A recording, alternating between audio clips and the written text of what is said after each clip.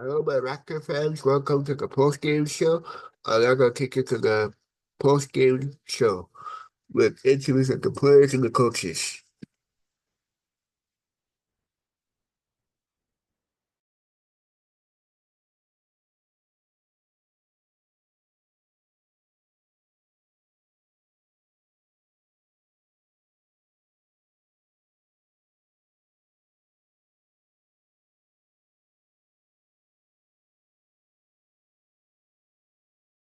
I messaged the doctor on Maple to check if everything is okay.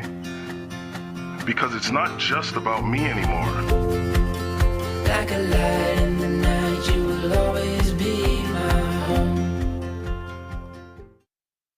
Balderson has been masterfully aging our delicious cheese with the same time and care for over 140 years. So we wondered if anything else from back then had aged as well as us. It turns out that nothing ages as well as Balderson's Canadian craftsmanship. Great shooting night. How's it feel to get that many up and to have that many going? Great. Obviously, it's always a good day when you're making shots. Just comes with confidence and trust in your work. Jacoby, they've had you be the first man on off the bench for several games in a row.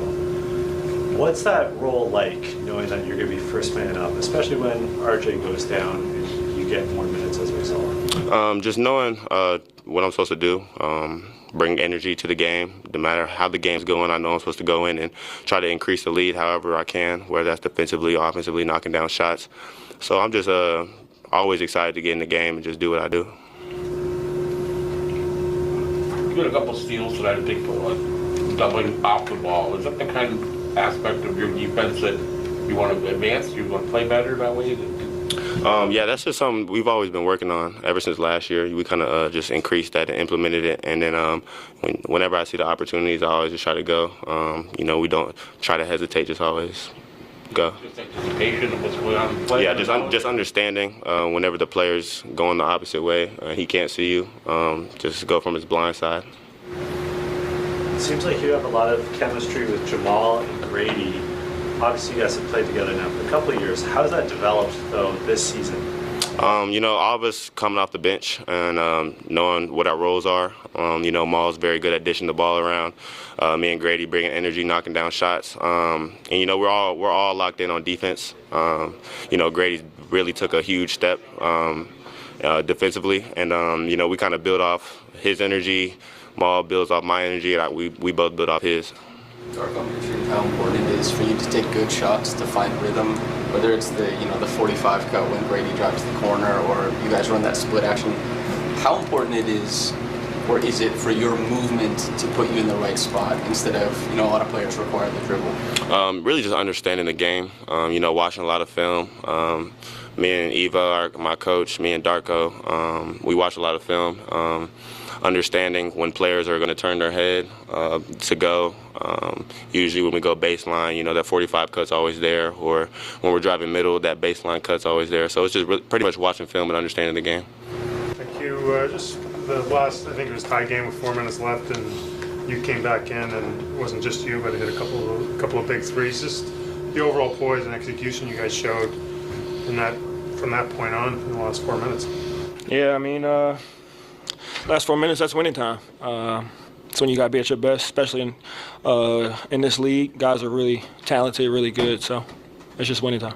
And, B.I. found you on that, I think it was a cross-court pass out of the post. Were you kind of expecting, because it's not like you're in his line of sight there or anything. He's a great passer. We had some similar plays in Philly. He gets double-teamed a lot, and just try to make myself available, be ready to shoot, knock it down. And are you looking just for the soft spot, or are you looking somewhere that he can actually see you? Somewhere he can actually see me. When I played in New York, Julius used to get a lot of the doubles, so I kind of got like a feel of where the soft spot is in double teams and things like that. And then we also work on it. Me and B.I. spent some time yesterday on when he's getting double teamed, where he wants me at, where I feel comfortable at shooting the ball. So, is there any added pressure when the game is hanging in balance and you have to make the shot? Nah, you either gonna make it or you're gonna miss it. And 10 years from now, nobody's really gonna care. So, you just gotta be willing to miss, and you also gotta be willing to make it. When the shots weren't falling for you at the beginning of the year as a vet, you never seemed worried. You're like, I've been through this. Did you see how I was missing though? A lot of them was like, they was like in and then going out. Huh? You get half a point? Or do we talk about the Nah. Anyway, you'll never guess where I'm going with this question. Anyway, for a young guy like Jacoby, who went through something similar, shots weren't falling early in the year, but he doesn't have that experience to like fall back on that, like, I know this will be fine. It seemed like he was able to maintain confidence. How difficult is that as a young player, and what were you guys doing as vets to kind of guide him through that? I think the biggest thing you learn in the NBA is that you can play well without shooting well. I think a lot of fans don't understand that sometimes. I learned that pretty early in my career. You can go 3 for 15, guard the best player for the whole night, get 5 steals, 7 assists, 7 rebounds, and maybe not shoot as well, but you still affect the game in other ways.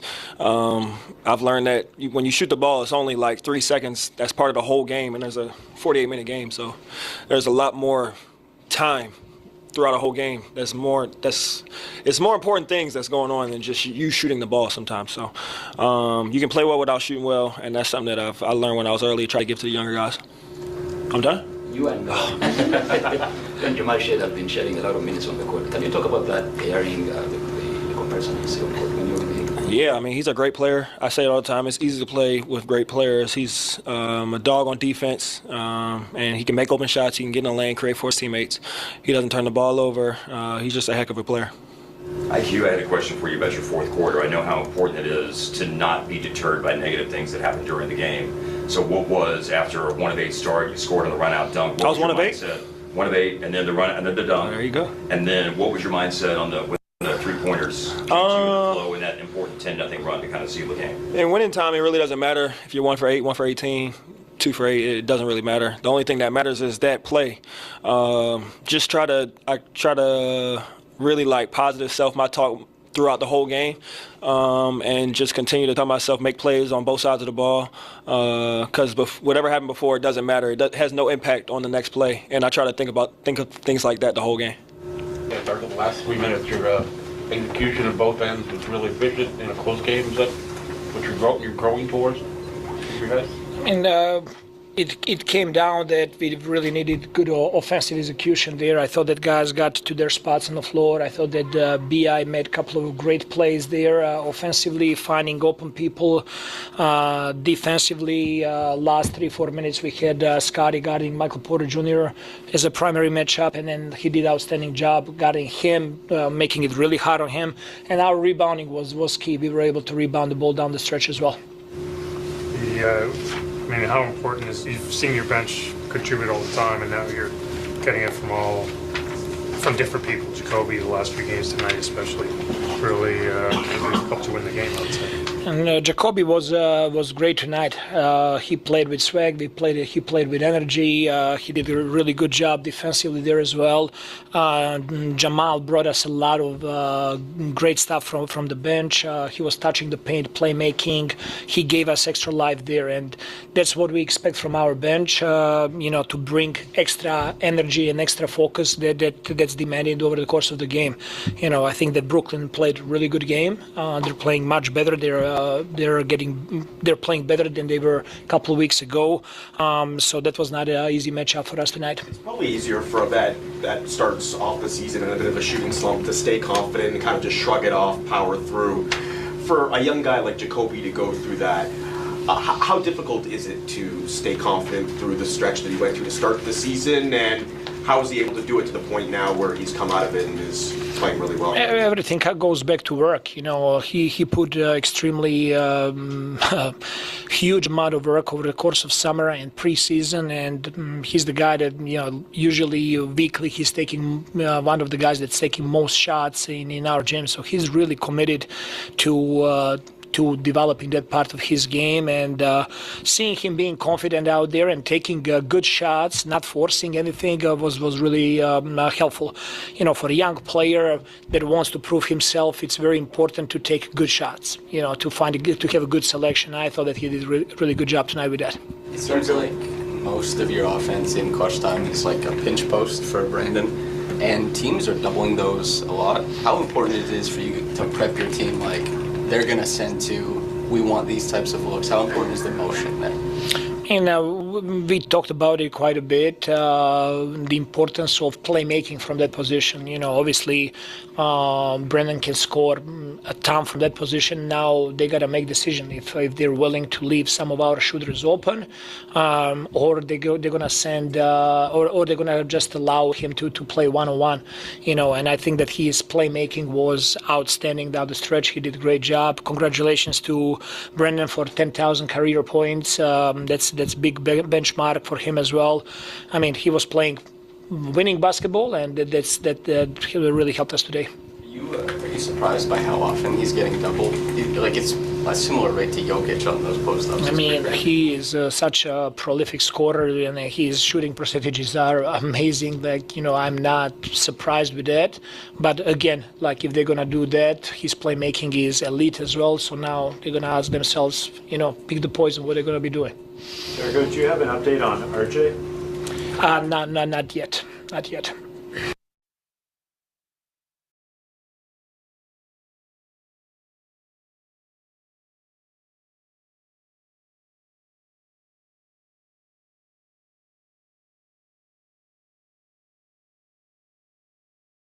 You've been doing YouTube backwards, and honestly, most creators never figure this out. There are 3 mistakes that are killing your growth.